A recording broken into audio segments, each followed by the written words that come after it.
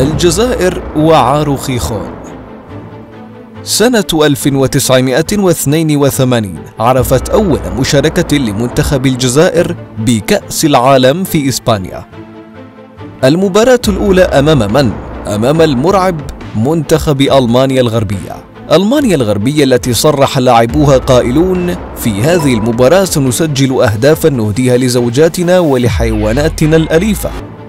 أما المدرب جيب ديرفول فقد صرح: إن خسرت هذه المباراة فسأعود للبيت في أول رحلة إلى ميونخ. فحدث ما لم يكن في الحسبان.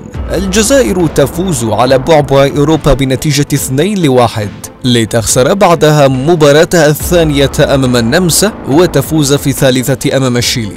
6 نقاط كافية لتأهل محاربي الصحراء للدور الثاني.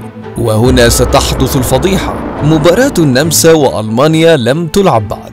كانت ألمانيا بحاجة للفوز بفارق أقل من 3 أهداف. وأكيد خمنتم ما سيحدث. النمسا التي ضمنت بشكل كبير تأهلها سلفا منحت ألمانيا كل ما تريد: فوز وبالفارق الذي يناسبهما معا، لتفوز ألمانيا بفارق هدف وحيد كان كفيلا بتأهلهم وإقصاء الجزائر، لنكون أمام فضيحة أطلقت عليها الصحف الألمانية اسم فضيحة خيخون أو عار خيخون. وهذا الحدث جعل الفيفا تتخذ قرار إجراء المباريات الثالثة لنفس المجموعة في توقيت واحد، إلا أن الأمر لم يكن كافيا، لأن الفضيحة نفسها تكررت بمونديال فرنسا عام 1998 مع المغرب شقيق المنتخب الجزائري.